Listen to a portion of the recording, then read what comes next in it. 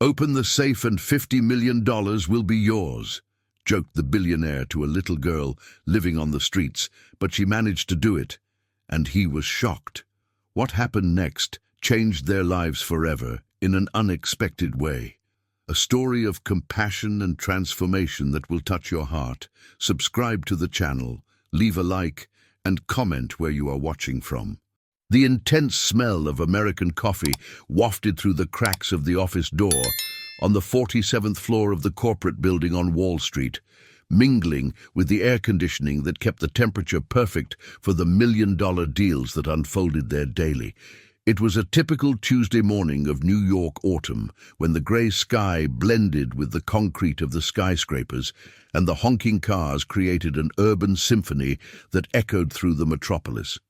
Edward Smith, at 42 years old, sat behind his solid mahogany desk, a piece that had cost more than many people earn in an entire year. His dark brown eyes, cold as the marble that lined the walls of his office, scanned the numbers on the computer screen with the precision of a surgeon. Tall, with broad shoulders shaped by years of swimming in exclusive clubs, Edward wore a tailored suit that cost $15,000. His black hair, with a few grey strands at the temples that betrayed sleepless nights closing deals, was perfectly slicked back. "Mr. Smith," the voice of Mary, his secretary for 15 years, broke the silence of the office through the intercom. "There's a girl down here insisting on coming up. Security has tried to remove her 3 times, but she keeps coming back." Edward sighed with irritation, not lifting his eyes from the financial reports spread across the desk. "What kind of girl, Mary? Are we talking about some lost client's child?" "No, sir. She's a girl who sells flowers at the entrance of the building. She says she needs to make a business proposal to you." For the first time in 2 hours, Edward lifted his gaze from the paperwork. A business proposal from a flower-selling girl. The situation was so absurd that it piqued his curiosity, a feeling he had rarely experienced in recent years. His life had become a predictable sequence of meetings, reports, and decisions that moved millions, but no longer brought him any emotion. "Bring her up," he finally said, a hint of amusement coloring his usually cold voice. 15 minutes later, Mary entered the office, followed by a figure that made Edward stop breathing for a moment. The girl couldn't have been more than 12 years old, but there was something in her dark eyes that suggested a maturity forged by hardship.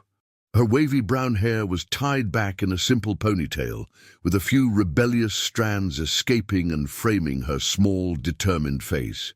She wore a faded pink t-shirt, a denim skirt that had seen better days, and white sneakers that were once white, but now bore the marks of the streets of New York.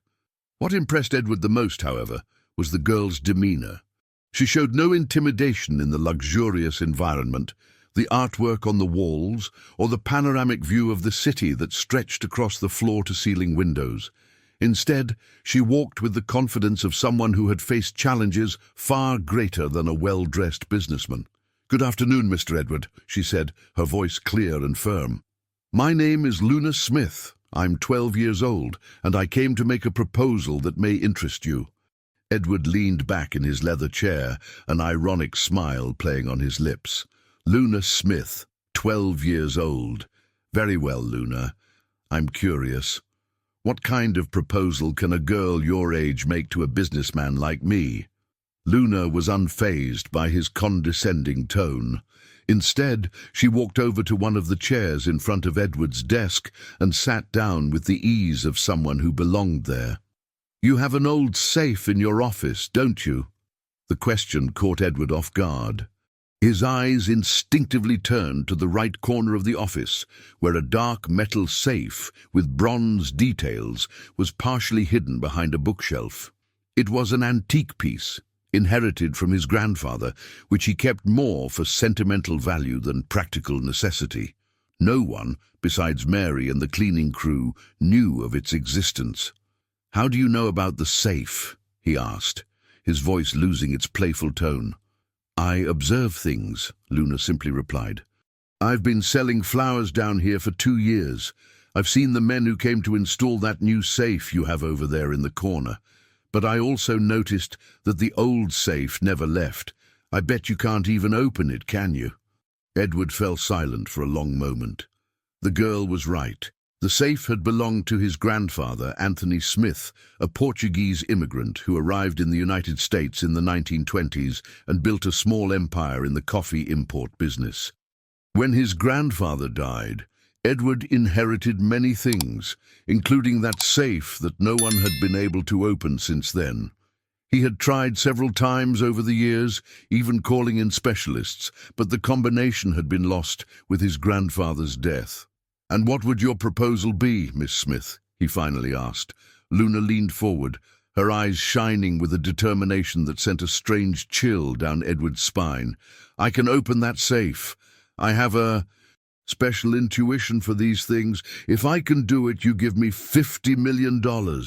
Edward's laughter echoed through the office, causing Mary, who was watching from the door, to take a step back. $50 million? Girl, do you have any idea what you're asking for?" "I do," Luna replied without blinking. "It's enough to buy a house for me and my aunt, pay for my studies through college, and still it was left to help other children like me. You spend more than that on cars and watches." The observation was precise and painful. Edward looked at the Patek Philippe on his wrist, which had cost exactly $60 million, and then at the mental garage where he kept his collection of sports cars. The girl had done her research. "What if you can't?" she asked, curious to see how far the child's audacity would go. "If I can't, I'll work here for free for an entire year. I'll clean your office, organize your papers, get your coffee. No salary, no complaints." Mary made a sound of protest from the door, but Edward raised his hand to silence her. There was something fascinating about that proposal. The girl was betting a year of her life against $50 million. It was bold, improbable, and completely absurd. Exactly the kind of situation that could break the monotony of his existence. "All right, Luna Johnson," Edward said, extending his hand. "You have a deal." When their hands met, hers small and calloused from work, his large and soft from an easy life, neither of them imagined they were sealing much more than a bet. They were embarking on a journey that would uncover secrets buried for decades and forever change the meaning of family, destiny, and second chances. The aroma of American coffee continued to waft through the office, as if the ghosts of the past were giving their blessings for what was to come. The news of the bet spread through the office like wildfire. Within hours, all the employees on the 47th floor knew that the feared Edward Smith had made a $50 million bet with a 12-year-old girl. Reactions ranged from disbelief, amusement, to genuine concern for the child who had gotten herself into such deep waters. Luna returned the next morning, promptly at 8 o'clock, carrying a small pink backpack that seemed to have seen better days. Mary welcomed her at the reception with a mix of admiration and apprehension. The secretary, a 53-year-old woman with graying hair neatly tied in a bun, had spent the night thinking about the absurd situation unfolding before her eyes. "Good morning, Miss Mary," Luna greeted with the politeness her aunt had taught her. "I'm here to work." "Child, are you sure about what you're doing?" Mary asked, bending down to meet the girl's gaze. $50 million is no joke. And working here for a year without pay isn't either. Luna looked at the secretary with that disconcerting maturity that seemed natural to her. "Miss Mary, have you ever had to choose between buying food or paying rent?" The question hit Mary hard. Yes. She had faced that choice many years ago when she was a single mother raising 2 children on a receptionist's salary. "I have," she admitted quietly. "Then you understand why I need to try," Luna said simply. "My aunt works 16 hours a day cleaning offices to afford our little room in Brooklyn. She doesn't speak about it, but I know she's sick. I see her hiding the medicine and pretending she's not in pain. This is my chance to change our lives." Mary's heart ached. There was something in the girl's silent determination that reminded her of herself decades ago. "All right," she finally said, "but I will keep an eye on you. And if Mr. Edward does anything inappropriate—" He won't," Luna interrupted confidently. "Rich men like him are predictable. They only care about money and power. As long as I'm useful or entertaining, I'm safe." Edward arrived half an hour later, as always punctual, and wearing another impeccable suit, this time in navy blue that accentuated his dark eyes. He found Luna sitting on the leather sofa in the waiting area, flipping through a business magazine with the concentration of an experienced executive. "Reading about the financial market, Luna?" he asked with irony. "Actually, I'm studying you," she replied, without looking up from the magazine. "It says here that the Smith Import Company was founded by your grandfather in 1923, started with coffee, and expanded to other products. It also says you took over the company at 25, after your parents died in that car accident." Edward's ironic smile vanished instantly. "Where did you get this information?" "It's all here in the magazine." "Last month's cover story," Luna showed the publication. "The article talks about businessmen who lost their parents young and how that shaped their personalities. You are described as brilliant in business, but emotionally distant. Seems true." Edward fell silent for a moment, uncomfortable with the child's direct analysis. "Let's get on with this," he finally said, heading to his office.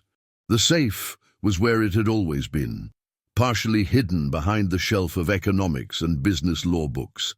It was an imposing piece, about 5 feet tall, made of dark steel with bronze details that showcased the craftsmanship of another era. In front, a complex locking system and a numbered wheel that hadn't turned in decades. Luna approached the safe with the respect of someone approaching a sacred altar. She ran her fingers over the bronze engravings, feeling every detail of the cold surface. "Your grandfather was Portuguese, right?" she asked. "How do you know that?" Edward retorted, increasingly intrigued. "By the technique used in the safe. It's a Portuguese model from the 1920s, probably made in New York. I see a lot of this in the antique shops downtown, where my aunt works from time to time." Luna continued examining the safe. "These old safes don't just use numbers for the combination. They use important dates, anniversaries, numbers with emotional significance." "You've already tried all the obvious dates," Edward said. "My grandfather's birthday, the date he arrived in the United States, the date he married my grandmother. Nothing worked. Because you were thinking like a businessman, not like an immigrant," Luna replied, continuing her examination. "Your grandfather wouldn't record the date he arrived in the United States or when he got married. He would record the date he left Portugal, the last day at home." Edward felt a shiver. He had never thought of it that way. "I don't even know when my grandfather left Portugal." "Then let's find out." Luna stepped away from the safe and walked over to Edward's desk. "You have internet here, right? And access to historical records?" "I do, but..." "Then help me research. If we're going to do this, let's do it right." For the first time in years, Edward found himself genuinely collaborating with someone. For the next 2 hours, he and Luna scoured online archives, immigration records, and historical documents. Mary brought coffee and water, watching with growing fascination the dynamic that was developing between the millionaire businessman and the flower-selling girl. "Here!" Luna suddenly exclaimed. "Anthony Smith, born in Porto, left Lisbon on the ship Cabo Verde on March 15, 1923, and arrived at the port of Santos on April 2, 1923. Edward looked at the computer screen, seeing for the first time the official record of his grandfather's arrival in the United States. There was something profoundly moving about discovering these details of family history that he had never known. "March 15th, 1923, he murmured. 03:15 to 23. "Let's try," Luna said, getting up from the chair and walking back to the safe. Edward followed her, feeling a mix of skepticism and hope. He watched as Luna carefully turned the numbered dial. 15, 03, 23. Click. The sound was almost imperceptible, but everyone in the office heard it. It was the sound of an ancient mechanism finally responding after decades of silence. "I can't believe it," Edward whispered. Luna smiled for the first time since she had entered the office. It wasn't a victory smile, but one of genuine satisfaction. "The first lock has released, but this safe has 3 security systems. We still have work ahead." "3 systems?" Edward asked. "3 generations of the Smith family," Luna replied, as if it were obvious. "Your grandfather was smart. He didn't create this safe just to store money. He created a test, a way to ensure that only someone who truly knew and respected the family's history could open it." "How do you know all this?" Luna was silent for a moment, her fingers still touching the surface of the safe. "Because I recognize another survivor when I see one," she finally said. "Your grandfather came to the United States with nothing but dreams and determination, just like me. The difference is that he managed to build something lasting. And do you think you can too?" "I don't think. I know." Luna looked directly into Edward's eyes. "The question is, will you let me try?" Edward realized at that moment that the stakes had changed. It was no longer about $50 million or a year of free work. It was about 2 people from completely different worlds discovering that perhaps they weren't so different after all. The aroma of American coffee continued to permeate the office, now accompanied by something new, the subtle fragrance of possibility. In the weeks that followed, Edward's office transformed into something completely different from the formal and cold environment it had always been. Luna arrived every morning at 8 o'clock sharp, after selling her flowers in Central Park since 5 in the morning. She brought with her an energy that even the most serious employees couldn't resist, and her presence began to break the corporate rigidity that dominated the 47th floor. "Good morning, Mr. Edward," she always greeted with the same respectful tone, but one that carried an increasing familiarity. "I brought coffee for you. I bought it from a street vendor down there. It's much better than that imported coffee you drink." Edward, who had initially resisted the idea of drinking street coffee, found that the girl was right. The American coffee, strong and rich, carried a flavor of authenticity that his expensive drinks lacked. "How was flower sales today?" he asked, surprised at himself for showing genuine interest. "Good. I sold out to the employees on the other floors. They like to buy from me because they know where to find me if they want to complain," Luna replied with a business logic that made Edward smile involuntarily. "Can I work on the safe now?" The safe had become a shared obsession. Edward found that watching Luna work was fascinating. She didn't attack the problem with brute force or random attempts. Instead, she approached each challenge with a methodical patience that he rarely saw in seasoned executives. "Today, I want to try something different," Luna announced, opening her backpack and pulling out a school notebook with a unicorn cover. The pages were filled with careful notes, diagrams, and lists of numbers. "I spent the night researching at the public library about old Portuguese safes." "You went to the library?" Edward asked, impressed. "By yourself? My aunt taught me to read when I was 5. She said knowledge was the only thing no one could steal from me," Luna explained, flipping through her notes. "I found out that safes from this era didn't just use dates. They used sequences that told stories." "What kind of stories?" Luna walked over to the safe and pointed to a series of small symbols engraved in the bronze that Edward had never noticed before. "Look here. These aren't just decoration. They're clues. This symbol here is an anchor representing the sea voyage. This other one is a coffee bean, obviously. And this third one—" She paused, furrowing her brow. "What is this third one?" Edward leaned in, following the girl's small finger. "It looks like a broken heart," Luna murmured, "or 2 halves of something that have been separated." Edward felt a tightness in his chest. He vaguely remembered stories his grandmother told about his grandfather leaving someone important behind in Portugal. A younger sister he had promised to bring to the United States, but never could. The guilt of that unfulfilled promise had haunted him. Edward Smith, until the day of his death. "My grandfather had a sister," Edward said slowly. "She stayed in Portugal when he came to the United States. He always wanted to bring her over, but he never could," Luna completed, as if she knew the end of the story. "I bet her name is somewhere in that safe." They spent the rest of the morning examining every inch of the old safe. Mary brought sandwiches and juice for Luna, worried that the girl wasn't eating properly. The secretary had developed a maternal affection for the child, constantly reminded of her own difficult childhood. "Luna," Mary said during lunch, "does your great-aunt know where you've been spending your days?" "She does. I told her everything," Luna replied, biting into her ham and cheese sandwich. "At first she was worried, but I explained that it's a business opportunity. My great-aunt is very smart, even though she never studied much." "What is she like?" Edward asked, surprised to feel curious about the girl's life outside that office. Luna's face lit up.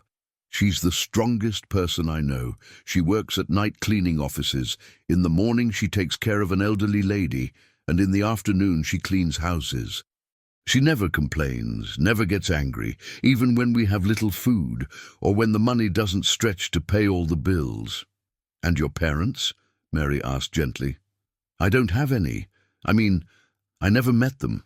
My mother died when I was born, and my father, well, my great-aunt says he wasn't ready to be a dad, but it's okay.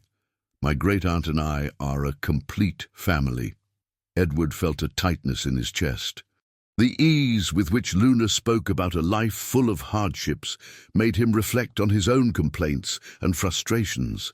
He, who had never gone without, who had always had everything he wanted, constantly complained about life. "Mr. Edward," Luna said suddenly, "can I ask you a personal question?" "Sure. Why are you so alone?" The question hit Edward like a punch in the stomach. "How do you know I'm alone?"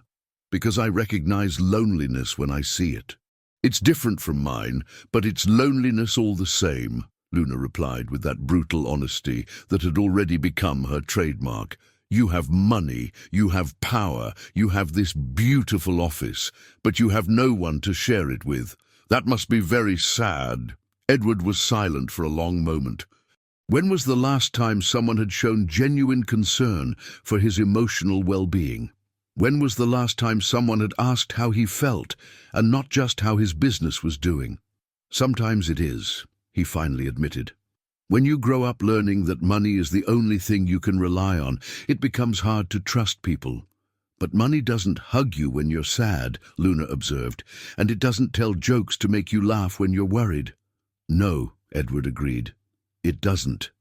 That's why I want to get that 50 million, Luna continued. "It's not just for the money.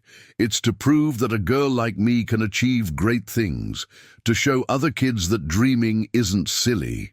At that moment, Edward realized he had completely underestimated the girl sitting in front of him. Luna wasn't just a desperate child trying for an impossible shot.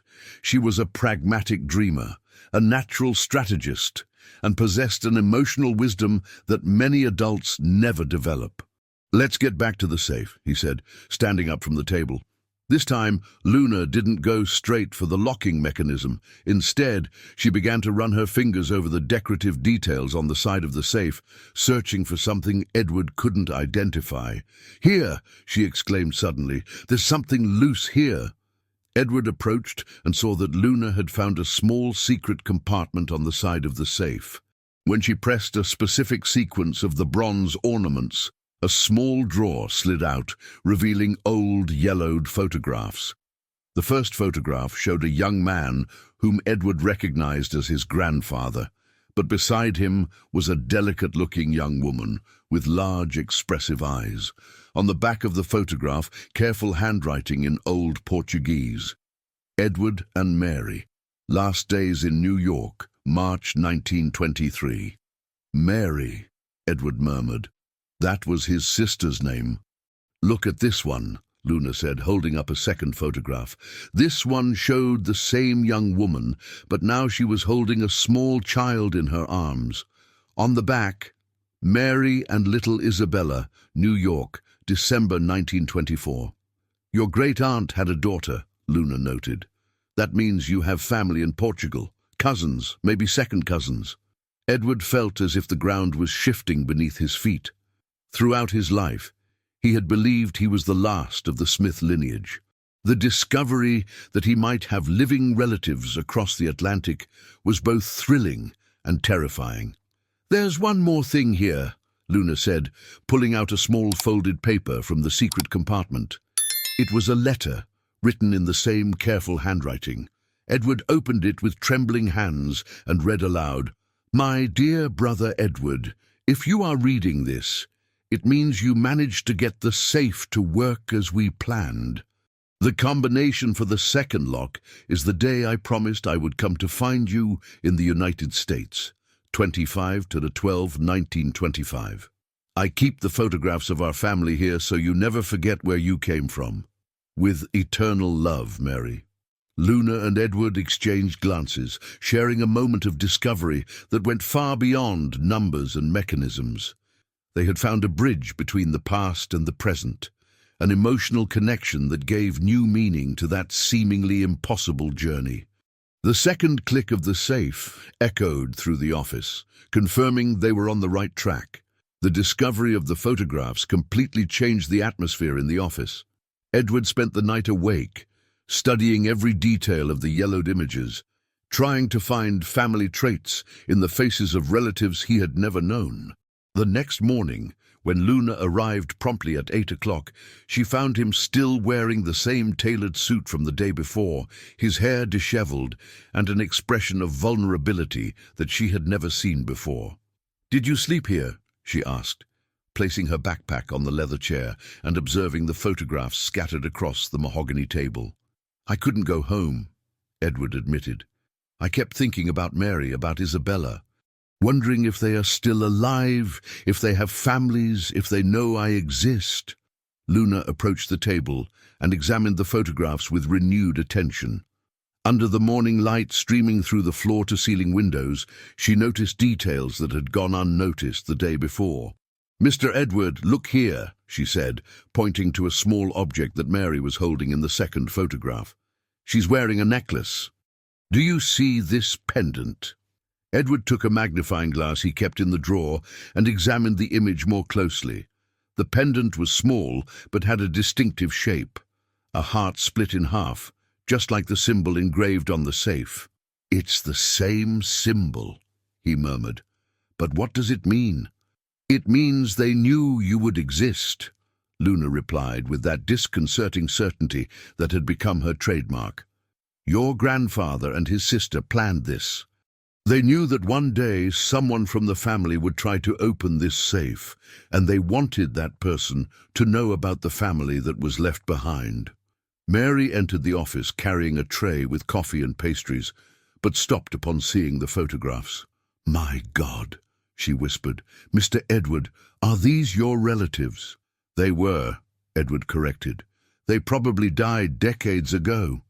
"Not necessarily," Luna interjected. "If Isabella was born in 1924, she would be, let me calculate, about 100 years old today.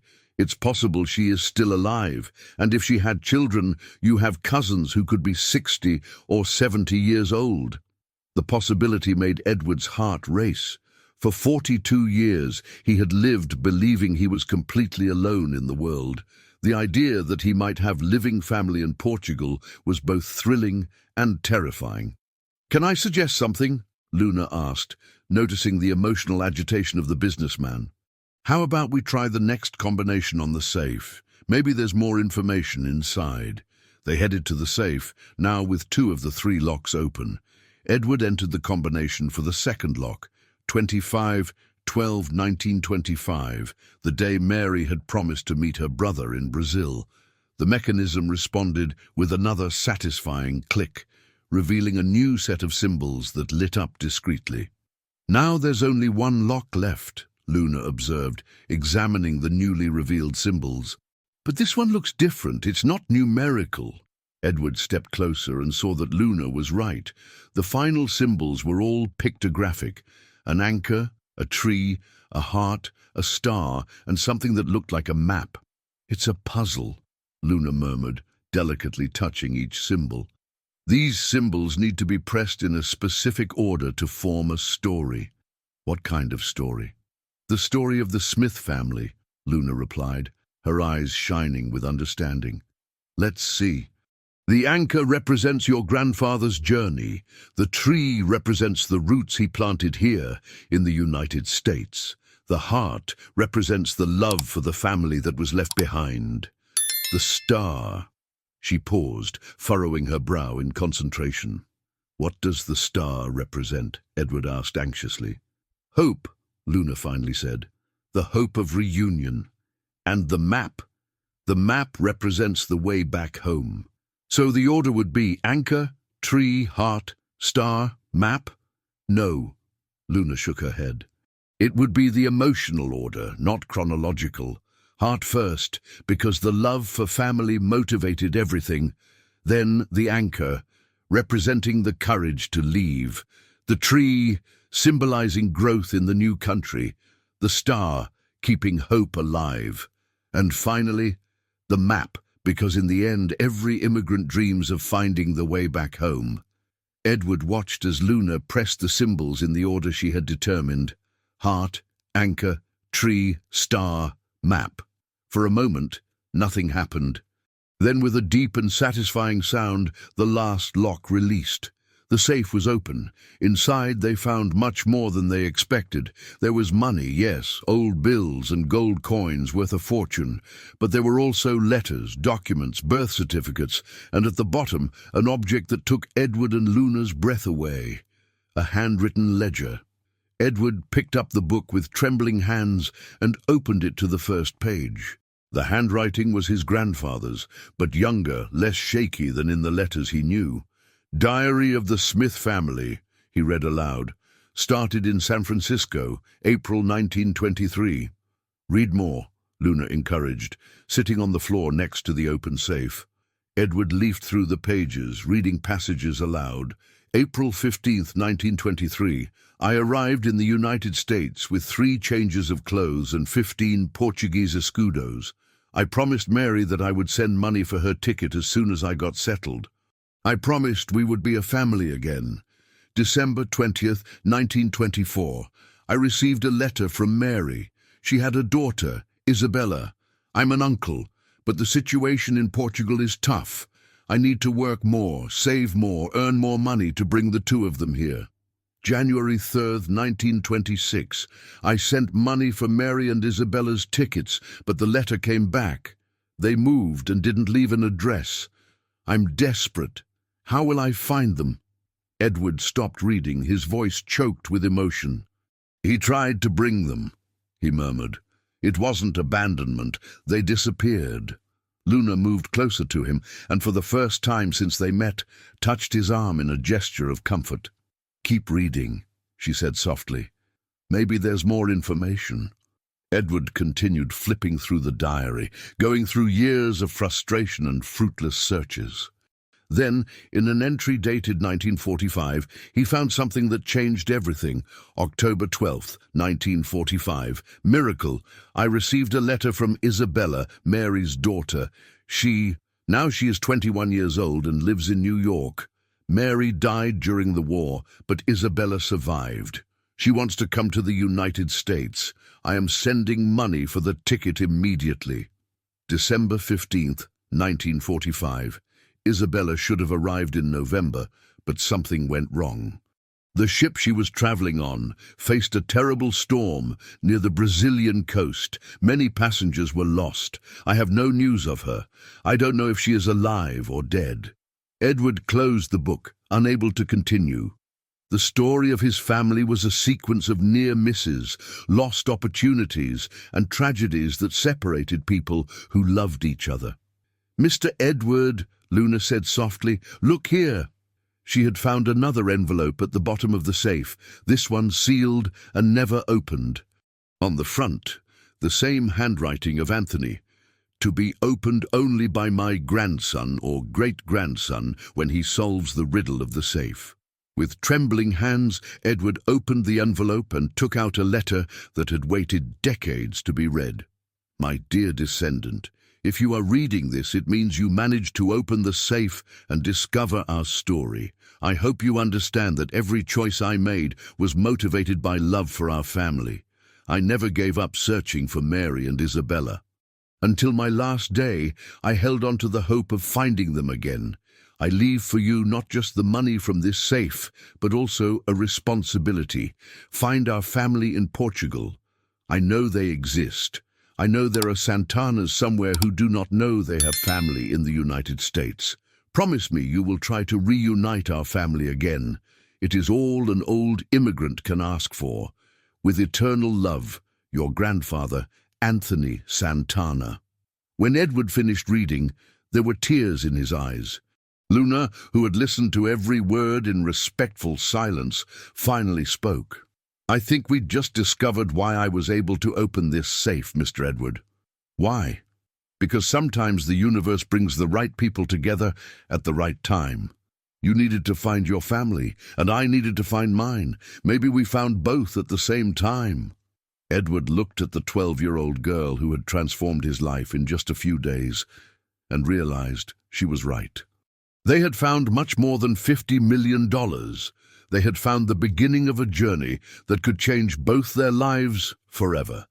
Monday morning brought with it a surprise neither of them was prepared to face. Edward arrived at the office to find a crowd of reporters, cameras, and television vans surrounding the entrance of the building on Wall Street. The buzz was deafening, and amidst the chaos, he managed to hear fragments of conversations that made his blood run cold. Oh! The 12-year-old girl who could win $50 million. Billionaire businessman makes a bet with a street girl. Mysterious safe that no one could open for decades. Marcia appeared at his side, breathless and clearly agitated. Mr. Edward, it's chaos. The reporters have been trying to get into the building for an hour.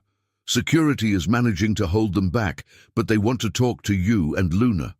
How the hell did they find out about the story? Edward asked, watching the cameras turn in his direction as soon as they recognized him. Someone leaked it, Marcia replied. Probably some employee who mentioned it to their family, or maybe someone from the building security. It doesn't matter how, it's public now.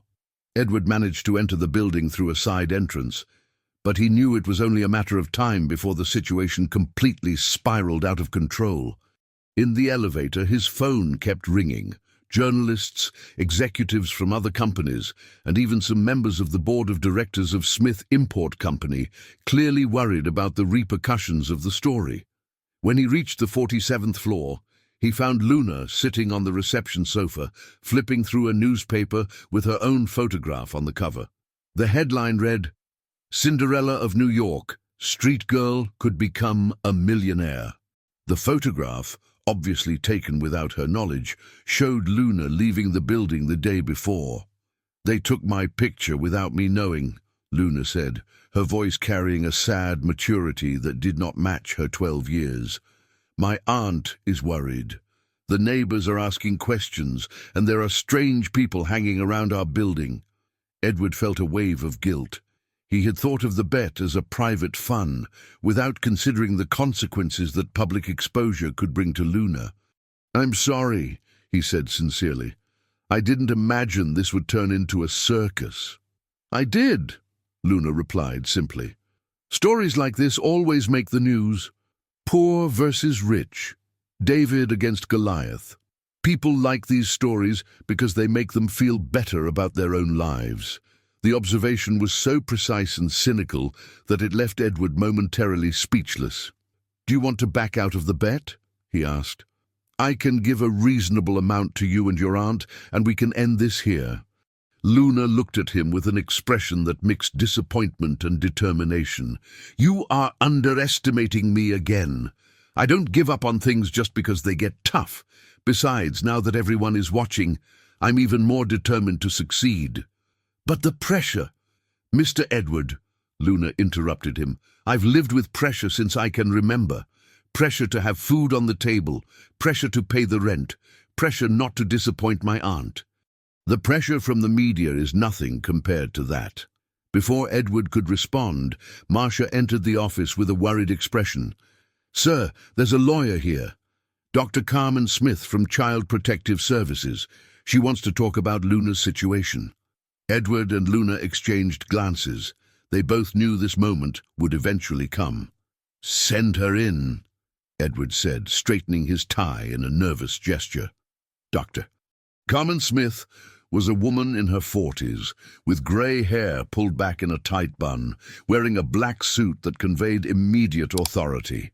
Her brown eyes were intelligent and determined, clearly accustomed to dealing with complex situations involving vulnerable children. "Mr. Smith," she greeted formally, then turned to Luna with a softer tone. "And you must be Luna. Nice to meet you." "Likewise," Luna replied politely, but Edward could sense the tension in her posture. "I'm here because we received several reports about this situation," Dr. Carmen explained, sitting in one of the leather chairs. "People are concerned about the well-being of a child who is being exposed to a potentially exploitative situation." "Exploitative?" Edward exclaimed indignantly. "I would never harm Luna." "I'm not questioning your intentions, Mr. Smith, but I need to assess whether this environment is suitable for a 12-year-old child. A bet of $50 million is not exactly what we consider a normal child's activity." Luna stood up from the chair, her eyes shining with a determination that Edward knew all too well. "Dr. Carmen, may I ask a question?" "Of course, dear." "Have you ever slept on the street?" The question caught the lawyer off guard. "No, I've never slept on the street." "Have you ever truly gone hungry? Hunger that hurts your stomach and makes your head dizzy?" "No." "Have you ever seen your mother or someone you love crying because they don't have money to buy medicine when they're sick?" "Luna?" Dr. Carmen tried to intervene, but the girl continued. "So, with all due respect, Doctor, you don't understand what my normal situation is. This bet may seem crazy to you, but for me, it's the first real opportunity I've had in life to change my future. And if you take me away from here, you will be taking away the only chance I have to escape poverty." The silence that followed was thick and charged with emotion. Dr. Carmen studied Luna for a long moment, clearly impressed by the child's articulation and maturity. "Luna," she finally said, "I understand your perspective. But my responsibility is to ensure that you are safe and that your rights as a child are respected. This includes your right to education, protection, and a suitable environment for your development." "And the right to choose my own future," Luna retorted. "Or does that right only exist when a child is born rich?" Edward watched the discussion with growing admiration for Luna. At 12 years old, she was defending her position with the eloquence of an experienced lawyer, using logic and emotion in a balanced way. "What do you propose?" Dr. Carmen asked, clearly recognizing that she was dealing with an exceptional child. "That you give me a chance," Luna replied. "Set the rules you deem necessary. Put someone to supervise me. Require that I continue studying. Do whatever it takes, but let me try.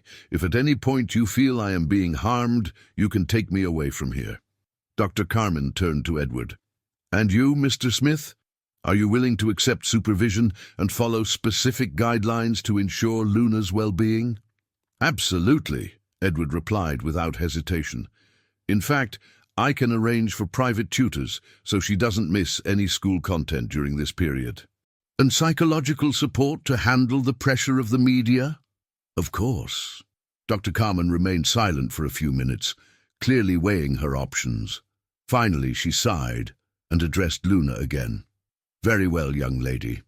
I will give you an opportunity, but with strict conditions. You will have daily educational supervision, weekly sessions with a child psychologist, and I will personally make surprise visits to assess your situation. Any sign that this experience is harming your emotional or physical well-being, and I will terminate it immediately." Luna's face lit up.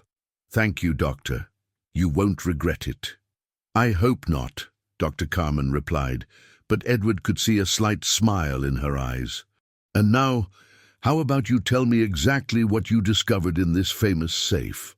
As Edward and Luna recounted their findings from the past few days, showing photographs and sharing the story of the Smith family, Edward realized that something fundamental had changed. What had begun as a private and seemingly impossible bet had transformed into something much larger. They were no longer just trying to open a safe. They were trying to rebuild a family, heal wounds from the past, and create a future where an extraordinary girl could reach her full potential. And now the whole world was watching. Outside the building, the smell of popcorn from the street vendors mixed with the smoke of cars and the tension of the growing crowd. Television reporters rehearsed their presentations, photographers adjusted their lenses, and onlookers gathered to catch a glimpse of the girl who had captured the imagination of all New York. Luna approached the window and looked at the crowd below. "Mr. Edward," she said thoughtfully, "I think our story has become bigger than just the two of us." "Are you scared?" Edward asked.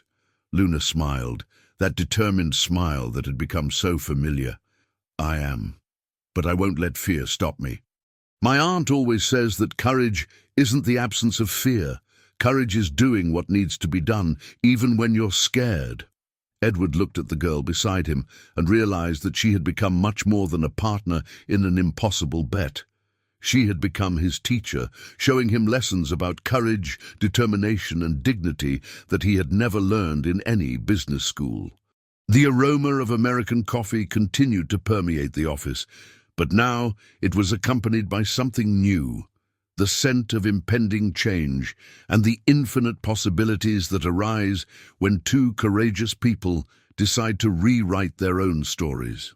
The month of June brought with it the traditional summer festivals of New York, but for Edward and Luna, the real celebration was happening on the 47th floor of Wall Street. After weeks of investigation, they had finally managed to contact a genealogist in New York, Dr. Manuel Pereira, an expert in Portuguese families who immigrated to the United States in the 20th century. The video call was scheduled for 2 in the afternoon, New York time, and Edward felt a mix of anxiety and hope that he hadn't experienced since childhood. Luna, as always, showed Edward felt a calmness that disguised his own anticipation. "Mr. Edward," she said as they adjusted the video equipment, "regardless of what we discover today, I want you to know that this journey has already been worthwhile." "Why?" Edward asked, testing the microphone. "Because you've changed. When we first met, you were like a cold, beautiful statue. Nice to look at but lifeless. Now you have a sparkle in your eyes. There's emotion in your voice. That's worth more than $50 million.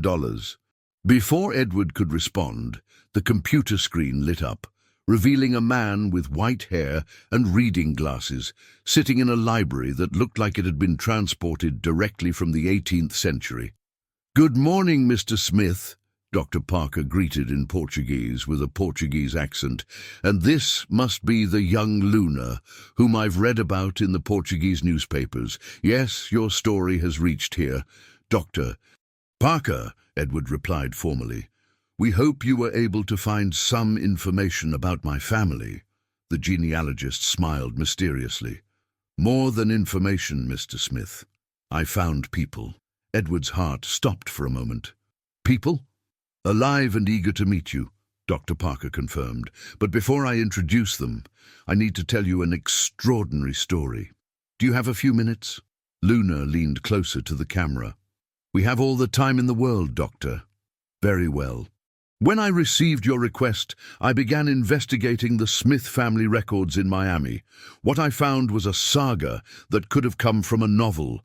Isabella Smith, your grandfather's niece, did not die in the shipwreck of 1945. Edward gripped the edge of the table. She survived. Not only did she survive, but she made it to the United States, however not in San Francisco as planned. The ship she was traveling on faced a terrible storm, but managed to reach the port of Miami. Isabella was injured and spent months in a hospital without documents and memory due to a traumatic brain injury. "My God," Edward murmured. Dr. Parker continued. When she finally recovered, she couldn't remember her uncle's name or the address in New York. She only remembered that she had family in the United States. She decided to stay in the South, married an American, and started a family there. "Is she still alive?" Luna asked, squeezing Edward's hand in a gesture of support. "She passed away in 1998 at the age of 74, Dr. Parker replied softly, "but she left 3 children, 9 grandchildren, and 4 great-grandchildren. And here comes the most extraordinary part of the story."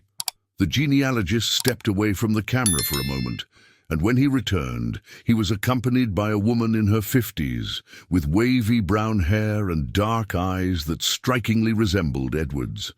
"Mr. Edward Smith, Dr. Parker said solemnly, allow me to introduce you to your second cousin, Teresa Smith Oliveira, granddaughter of Isabella."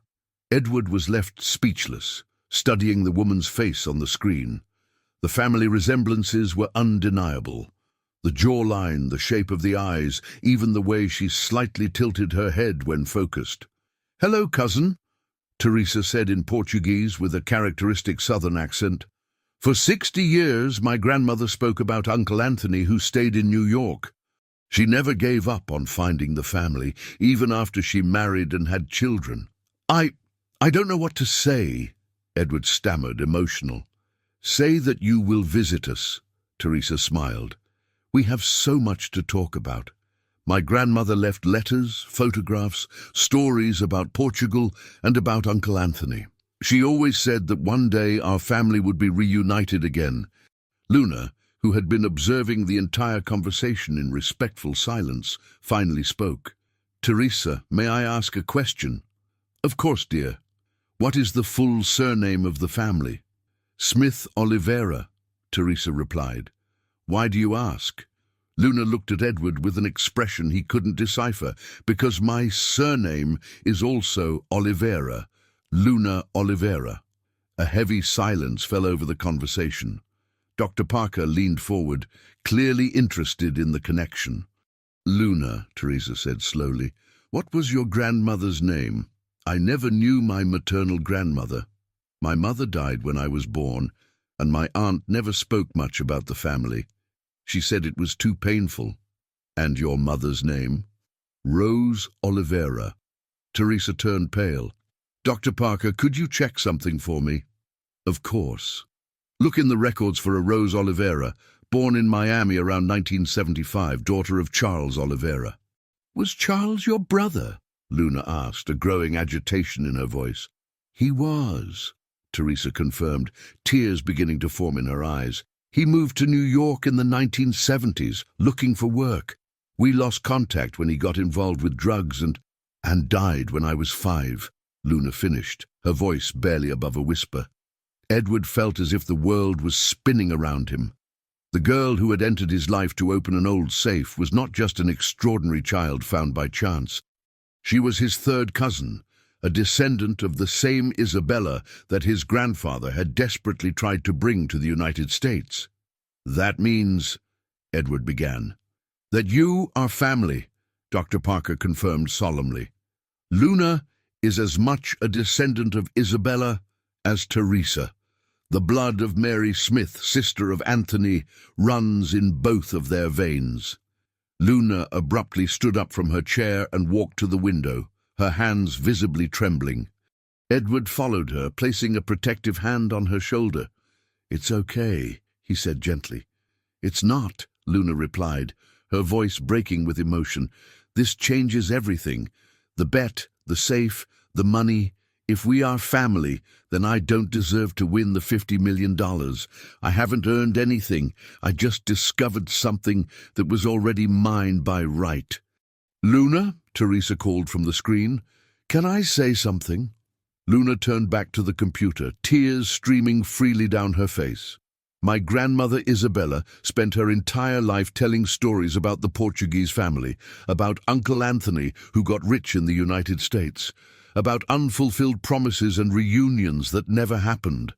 She always said that one day fate would put our family back on the right track."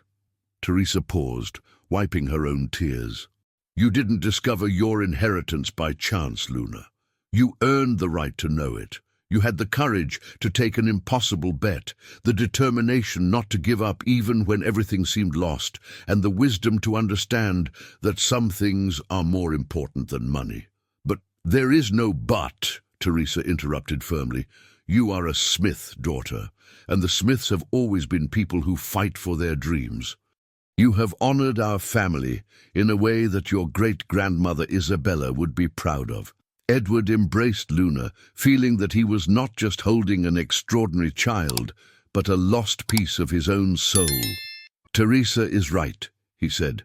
"You didn't earn the right to be here by chance. You earned it because you are exactly who you needed to be to solve this mystery."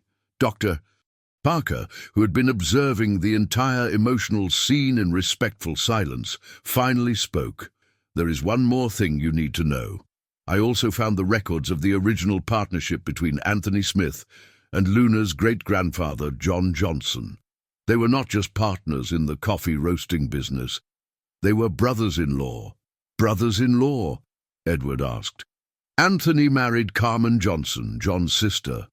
This means you have family connections on both the Portuguese and Brazilian sides. Fate really worked to bring this family together." Luna finally smiled through her tears. "So when I said I had a feeling about opening the safe, you were right," Edward completed. "It was blood calling blood." At that moment, watching the screen where Teresa smiled radiantly and feeling Luna leaning on his shoulder, Edward realized he had found something far more valuable than any amount of money.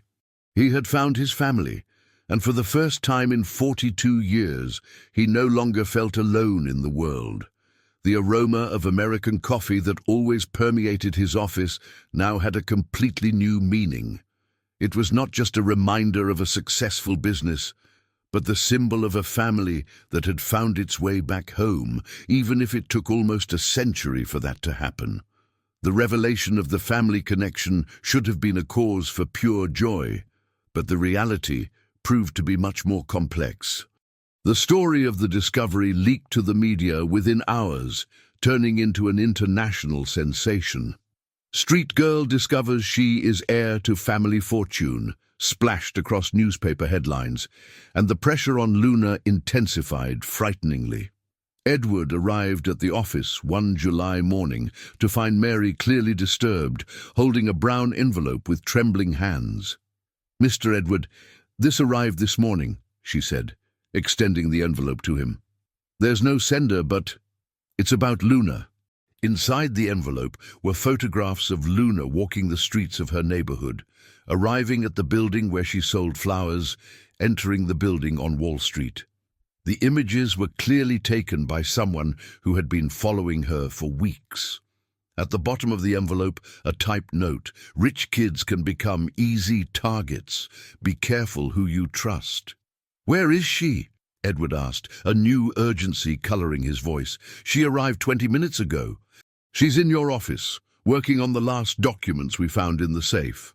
Edward rushed to his office and found Luna sitting on the floor, surrounded by old papers, completely absorbed in her task. She looked smaller and more fragile than ever, and Edward felt a wave of protectiveness that surprised him with its intensity. "Luna," he said gently, "we need to talk." She looked up, and Edward noticed something different in her expression. The unshakable confidence that had always characterized her was beginning to crack. "I know," she said simply. "My aunt received strange phone calls last night. People asking about me, offering money for information. And there's a man who showed up at our building saying he represents a company that wants to protect my interests." Edward showed her the photographs. "This is getting dangerous, Luna. Maybe we should—" "No," she interrupted firmly. "I'm not giving up now. We've come too far." "But if something happened to you—" "Mr. Edward," Luna stood up and walked to the window, watching the activity on the street below. "Since I was born, I've lived with danger. The danger of starving, the danger of not having a place to live, the danger of bad men who live in my neighborhood. This kind of danger is new, but it's not worse than what I already know. It's different, Luna. These people want money, Luna interrupted again. And I understand people who want money. They won't hurt me as long as I'm valuable to them. The coldness in the 12-year-old girl's analysis sent chills down Edward's spine. You shouldn't have to think about these things. But I have to think, Luna replied, turning to him, because if I don't think, who will think for me? My aunt is good and hard-working, but she doesn't understand this world. Dr. Carmen does what she can, but she has other kids to care for. In the end, I have to take care of myself. Edward felt his heart tighten. For weeks he had admired Luna's maturity, but now he realized that this maturity had come from necessity, not choice. No child should have to develop such self-awareness about danger and survival. What if I hired security for you and your aunt? He offered. With what money? Luna asked pragmatically. You're already spending a fortune on my tutors and the psychologist. And until I officially win the 50 million, if I win, I can't accept any more favors. I don't want to owe anything to anyone. Luna, we're family now. Family doesn't charge favors. Family also doesn't abandon, Luna replied, but her voice carried a sadness that Edward had never heard before. My father was family, and he abandoned me before I was born. My mother was family, and she left me when she died. Family is a beautiful word, Mr. Edward, but beautiful words don't pay bills or protect people. The revelation hit Edward like a punch to the stomach. Throughout his excitement about discovering family connections, he had forgotten that Luna carried deep wounds of abandonment and loss. I won't abandon you, he said firmly. Everyone says that, Luna murmured, turning her attention to the papers scattered on the floor. Edward knelt beside her, forcing her to look into his eyes. Luna Johnson, he said solemnly, using her full name for the first time. I swear to you, in memory of my grandfather Anthony and your great-grandmother Isabella, that I will not abandon you. No matter what happens, no matter how much pressure comes from outside, no matter if you win or lose the $50 million, you are my family and I protect my family. For the first time since they met, Luna allowed her defenses to completely fall. Tears streamed down her face as she threw herself into Edward's arms, embracing him with the desperation of a child who had finally found an adult she could trust. I'm scared, she whispered against his shoulder. Not of the danger out there, but of believing that things can actually get better. What if I let too much hope into my heart and then everything goes wrong? Edward held the girl tightly, feeling as if he were holding something infinitely precious and fragile. Then let's make sure it doesn't go wrong, he said determinedly. At that moment, Marcia entered the office accompanied by a tall, dark-haired man dressed in a dark suit and a serious expression. Mr. Edward, Marcia announced, this is Detective Robert Miller from the police department. He wants to talk about the threats. The detective approached, pulling out an identification badge. Mr. Johnson, I have some concerns about the girl's safety. We've received information that there may be ill-intentioned people interested in exploiting the situation. What kind of information? Edward asked, keeping Luna protected in his arms. There are rumors of a planned kidnapping. Nothing confirmed yet, but enough to worry us. I would like to suggest some protective measures. Luna stepped away from Edward and looked directly at the detective. What kind of measures? Personal security, temporary relocation for you and your aunt, escort for your movements. For how long? Luna asked. Until the situation is resolved, perhaps a few months. And my normal life, my school, my friends, my routine. The detective hesitated. It would have to be adapted to the security circumstances. Luna remained silent for a long moment, processing the information. Finally, she looked at Edward. Mr. Edward, can I speak to you privately? Of course. They stepped away to a corner of the office, and Luna spoke quietly. If I accept all this protection, I'll stop being Luna Johnson and become the girl with $50 million. I'll live in a bubble, always afraid, always depending on others to tell me what I can or cannot do. But you would be safe. I would be alive, Luna corrected. But I wouldn't be living. And what's the point of winning $50 million if I can't use the money to have the life I want? Edward realized that once again Luna had gotten to the heart of the matter with a clarity that left experienced adults perplexed. "What do you propose?" he asked. "That we wrap this up quickly. We've already discovered our family connection. We've found Teresa in Miami. We've unraveled the story of the safe. What's left to close the bet?" Edward thought for a moment. "Technically, you've already won. You managed to open the safe, discovered the family's secrets, completed all the challenges I imagined. Then let's make it official. Today, now, in front of the cameras, the press, everyone. You give me the $50 million, I accept, and the story ends. No more mystery, no more speculation, no more reason for bad people to be interested in me." The logic was impeccable, but Edward hesitated. "Luna, $50 million is a huge responsibility. You're only 12 years old, and I need time to learn to handle that responsibility away from the spotlight," Luna completed. "Mr. Edward, trust me. I know what I'm doing." Edward looked at the girl who had transformed his life and realized she was right. It was time to end the circus and allow Luna to simply be a rich child, learning to build her future, rather than a public curiosity exposed to all the dangers that fame could bring. "All right," he finally said. "Let's end this today."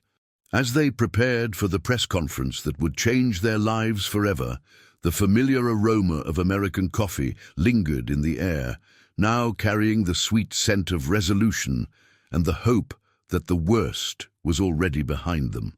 But neither Edward nor Luna imagined that the biggest challenges were still to come.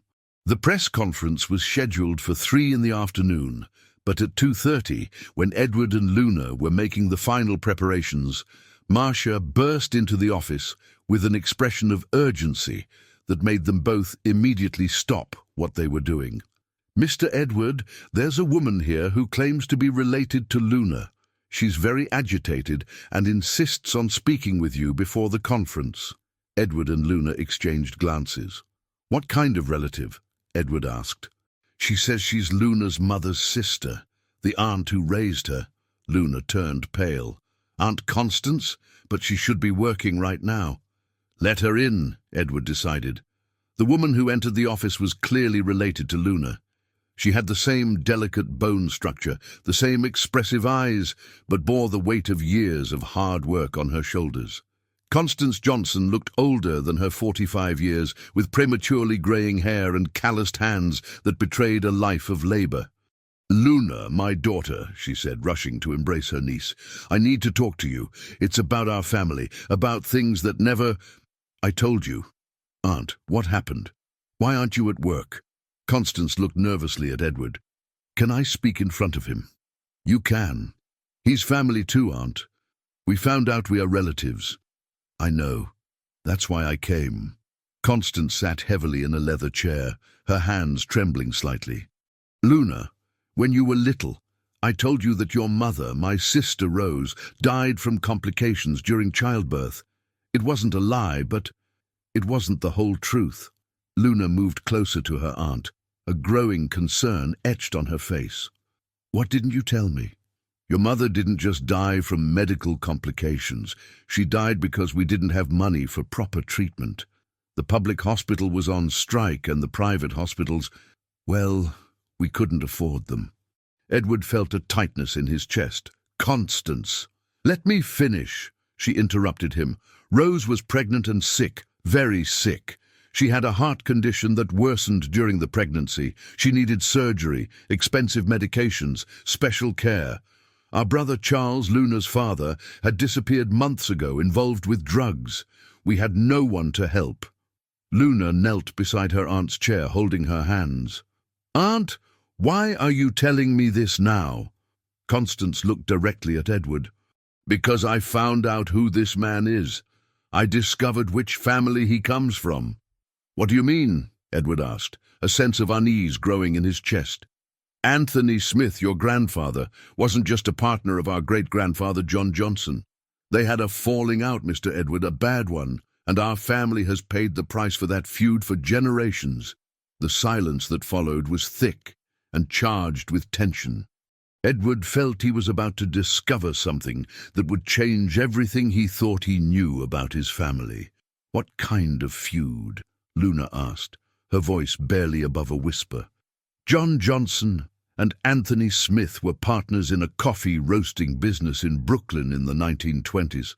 The business thrived, but when it came time to expand, Anthony wanted to invest in direct imports from Portugal, while John preferred to keep the focus on the local market. Constance paused, wiping away a tear that had escaped. The discussion turned personal. Anthony accused John of lacking vision. John accused Anthony of wanting to use the partnership's money to bring relatives from Portugal and give them jobs instead of investing in the business. The argument escalated until Anthony decided to dissolve the partnership. "And then?" Edward asked, though he suspected the story didn't end well. Anthony had more contacts, more formal education, more skill in dealing with lawyers and bankers. When the partnership was dissolved, he kept the most valuable part of the business, the import contracts and supplier contacts. John was left with the small local coffee shop and some old machines. Edward felt his stomach churn. Was that legal? "It was legal, but it wasn't fair," Constance replied. Anthony knew exactly how to structure the dissolution to keep the best part. John didn't have enough education to understand the documents he was signing. Luna was quiet, processing the information, but Edward could see the storm of emotions in her eyes. "What happened to John?" he asked. "He went bankrupt in 2 years. The coffee shop couldn't compete with the large importers, and he didn't have the capital to modernize. He lost everything, the business, the house, his dignity. He died young, at 52, bitter and poor. And his family struggled to survive. John's widow, our great-grandmother, had to work as a seamstress to support the children. Our grandfather grew up resentful, always saying that the Smiths had stolen the family's future. That bitterness has passed down through generations." Edward stood up and walked to the window, trying to process the information. His family's fortune, the company he had inherited, everything had been built, at least in part, on what seemed to be a betrayal. "Aunt Constance," Luna finally said, "why are you telling me this now?" "Because when Rose was dying, I tried to ask for help. I went to Smith Import Company, spoke with Mr. Edward's father here. I explained who we were, explained the old partnership between the families, asked for a loan to pay for my sister's treatment." Edward turned abruptly. "And what did my father say?" "He said he didn't know our family, that he knew nothing of any old partnership, and that the company didn't do charity for strangers." Constance looked directly at Edward, tears streaming freely down her face. "Your mother died 3 days later, Mr. Edward. 3 days." The impact of the revelation hit Edward like a speeding train. Luna, his newly discovered cousin, was orphaned because his family had denied help when they needed it most. The cruel irony of the situation, him betting $50 million with the girl whose mother had died for lack of money that his family possessed, was almost unbearable. "Luna," he said, his voice breaking, I didn't know." Luna slowly stood up and walked over to him. For a moment that felt eternal, they looked at each other in silence. Then, to everyone's surprise in the room, Luna smiled. Not a bitter or ironic smile, but a genuine smile of understanding. "I know you didn't know," she said simply, "and I know you are not responsible for the choices your grandparents and parents made. But Luna, this changes everything. The 50 million, it's not a sure bet, it's a debt my family has with yours for decades." "No," Luna shook her head firmly. "A debt implies that I did nothing to deserve it. But I did. I accepted your bet when everyone said it was impossible. I spent weeks opening that safe. I uncovered the story of our family. I earned that 50 million, but knowing the story, Knowing the story makes me even more determined to win that money the right way, Luna interrupted him. My mother, she died because our family was broke and too proud to ask for help properly. I will accept this $50 million because I earned it, because I worked for it, and because I will use this money to ensure that other children do not go through what I went through. Constance watched her niece with a mix of pride and concern. Luna, are you sure about this? This man, this family? This family is my family too, Aunt. And families make mistakes.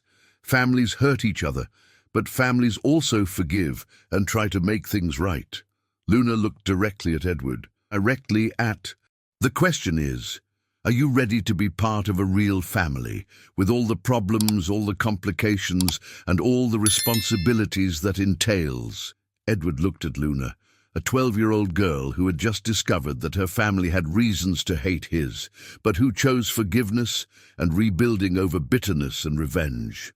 At that moment, he realized that Luna was not just his cousin. She was his teacher, his redemption, and his chance to turn a story of injustice into a story of healing. Yes, he said firmly, I'm ready. Then let's go to this press conference, Luna decided. But now we have an even better story to tell. It's not just about a poor girl who won $50 million. It's about two families that found their way back to each other, despite decades of hurt and misunderstandings. Constance stood up from her chair and embraced both Luna and Edward. Rose would be proud of you, my daughter, and I think it might be time to let the past rest in peace. As they prepared to face the world outside, the aroma of American coffee that permeated the office took on a new meaning. It was no longer just the scent of business success, but a symbol of a reconciliation that had taken nearly a century to happen. And for the first time since it all began, Edward was sure they were doing the right thing. The press conference was a whirlwind. The auditorium of the corporate building on Wall Street was packed with television reporters, journalists from various countries, and photographers whose flashes created a constant storm of light. When Edward and Luna entered, followed by Constance, the buzz of the crowd turned into an expectant silence. Edward approached the microphone, Luna by his side with a posture that radiated dignity and determination. Good afternoon, he began. We are here to announce that Luna Johnson has successfully completed all the challenges of our wager. She opened the century-old safe, uncovered the secrets of our family, and deserves to receive the $50 million promised. The explosion of questions was instant and deafening. Is it true that you discovered you are relatives? Luna, how does it feel to be a millionaire at 12? Mr. Edward, some say this is just a publicity stunt. What are the plans for the money? Luna stepped up to the microphone, and her clear voice cut through the chaos. I can answer for myself, thank you. The auditorium calmed down, impressed by the presence of a 12-year-old child under such pressure. It's true that we discovered we are cousins, Luna continued, and it's true that I will receive $50 million. But the most important thing is that we discovered that family is not just about blood. It's about choosing to be present in each other's lives, especially in difficult times. A reporter from CBS raised her hand. Luna, there are rumors that your family was financially harmed by the Johnson family in the past. How do you deal with that? Luna looked at Edward, then at her aunt, and finally turned to the cameras. It's true that our families had conflicts in the past. Conflicts that caused a lot of suffering, especially for my family, but I learned something important in these last months. You can choose to carry the weight of the past on your back forever, or you can choose to use the lessons of the past to build a better future. And what is your choice? Asked a journalist from the New York Times.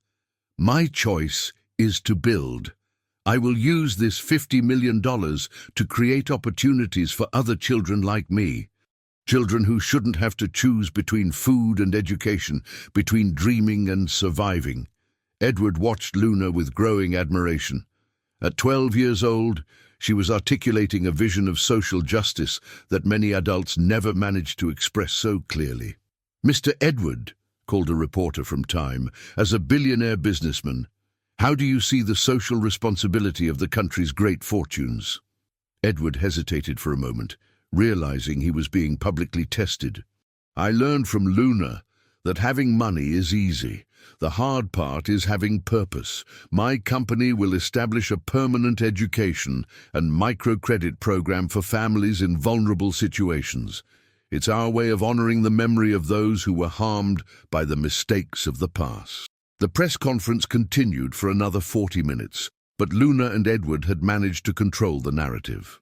It was no longer a sensational story about a bizarre wager, but a story of redemption, family, and social responsibility. When they finally left the auditorium, exhausted but relieved, they found Dr. Carmen Smith waiting for them in the hallway. "Congratulations, Luna," she said, hugging the girl. "You did magnificently in there." "Thank you, Doctor. Does this mean I can stay with Mr. Edward? That we can really be a family?" Dr. Carmen smiled. "It means I will recommend that custody be officially transferred to Mr. Edward, with the agreement of your Aunt Constance, of course." Constance, who had watched the entire conference in silence, finally spoke. "Luna has always been wiser than her age. If she chooses Mr. Edward as family, it's because she sees in him something that I am also starting to see." "And what is that?" Edward asked. "A man who is learning that being truly rich has nothing to do with money," Constance replied. In the days that followed, their lives changed dramatically. Edward Luna had cousins she had not yet met in person. When Teresa entered the office, followed by her family, the atmosphere filled with energy and joy. The hugs were long and emotional, and Luna finally felt what it meant to have a large, united family. "Cousin Luna," Teresa said, holding the girl's hands, "you fulfilled the dream that our great-grandmother Isabella carried throughout her life. You brought our family together and transformed our story of pain into a story of hope." "It wasn't just me," Luna humbly replied. "We all did this together." Carlos, Teresa's youngest son, a 20-year-old studying engineering, approached Edward. "Cousin, can I ask you a personal question?" "Of course." "Do you regret making that bet, complicating your life with all this?" Edward looked around the office, observing the gathered family, the photographs of the children helped by the foundation, and finally rested his eyes on Luna, who was animatedly chatting with her newly met cousins. "Carlos," he finally said, "that bet was the best decision I ever made in my life. Not because I won or lost money, but because it taught me what truly matters." "And what matters?" "People, relationships, the possibility of leaving the world a little better than we found it." An hour later, the entire family was gathered at the community center in Brooklyn, where hundreds of local residents, children, parents, teachers, and media representatives awaited the inauguration ceremony. The Maria Rose Educational Center, the name chosen by Luna to honor her mother, was a modern 3-story building with classrooms equipped with cutting-edge technology, a library, laboratories, a multi-purpose sports court, and even a small theater. "When my mother passed away," Luna began her speech, her voice amplified for the entire crowd, "my aunt told me she had left, but her love would live on through me. For a long time, I didn't understand what that meant." She paused, observing the attentive faces of the people who had gathered to celebrate this moment. "Today, I understand. My mother's love is alive in every child who will study at this center. My great-grandfather's dream is alive in every family that will have a better opportunity, and our family's hope is alive in the proof that it is possible to transform sadness into joy, abandonment into reunion, and injustice into opportunity." Constance, who was in the front row, was openly crying, proud of the niece who had become an extraordinary young leader. Edward approached the microphone when Luna finished. "Luna spoke about love, dreams, and hope. I want to talk about one thing I learned from her: courage." He looked directly at Luna, who smiled encouragingly. "A year ago, I thought I knew the meaning of courage, I thought it was about making risky business deals or making tough decisions in board meetings. Luna taught me that true courage is a 12-year-old girl who accepts an impossible bet because she believes she can change her life. It is having the humility to acknowledge that you were wrong and the determination to make it right. It is choosing forgiveness when you have every right to choose anger. The crowd erupted in applause, but Edward continued, "This center is not just a beautiful building with modern equipment. It is the physical proof that when courageous people come together, they can write happy endings for stories that seem destined for tragedy." When it was time to cut the ribbon, Luna insisted that the entire Johnson-Smith family do it together. Edward, Luna, Constance, Teresa and her children, and even Marcia held the ceremonial giant scissors. "In the name of Anthony, Mary, Isabella, John, Rose, and all our ancestors who dreamed of this moment," Luna said solemnly, "we officially declare the Maria Rose Educational Center open." The sound of the scissors cutting the ribbon was followed by an explosion of applause, music, and confetti.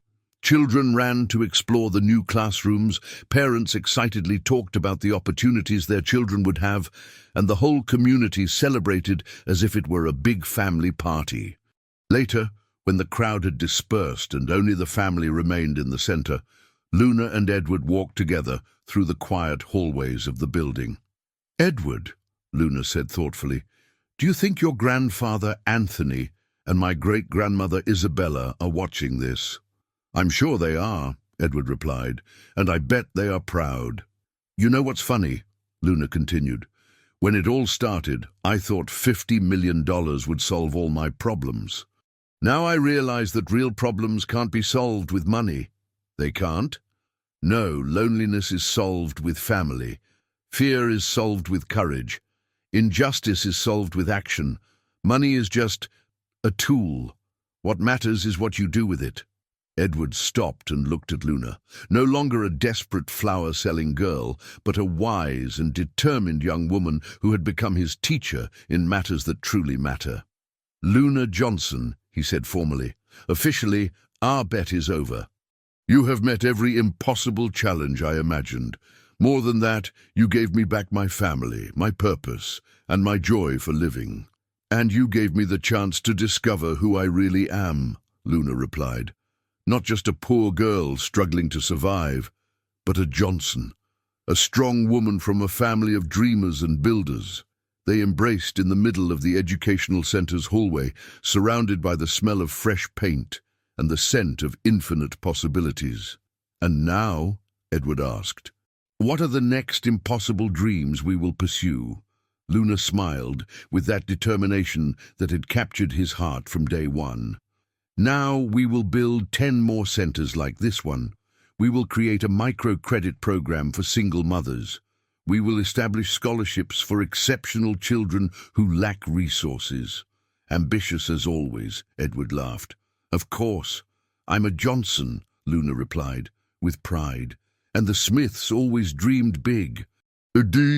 As they left the educational center that night, walking through the illuminated streets of Brooklyn, where Luna had grown up, the familiar aroma of American coffee wafted from a small diner on the corner.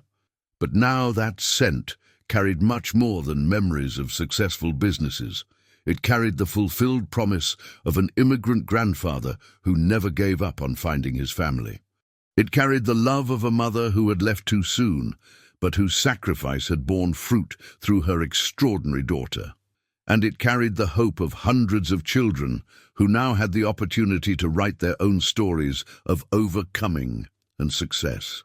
The bet had been won, the safe had revealed all its secrets, and the Smith-Johnson family was finally reunited. But more important than all of this, 2 brave people had proven that sometimes the most unlikely coincidences hide the most inevitable destinies.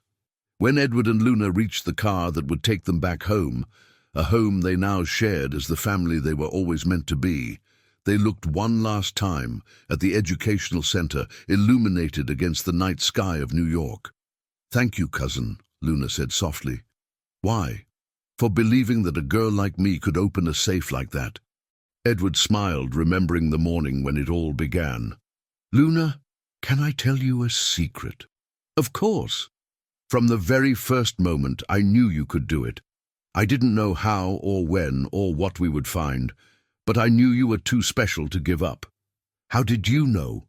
"Because you reminded me of myself when I was a child, before I learned to be afraid to dream.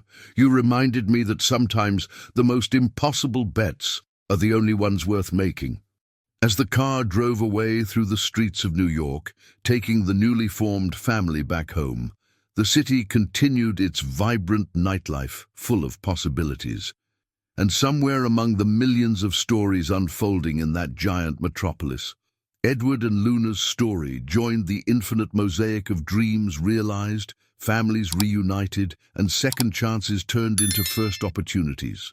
The aroma of American coffee would forever be linked to the memory of those extraordinary months, reminding them that sometimes the impossible is just another name for "I haven't tried hard enough yet."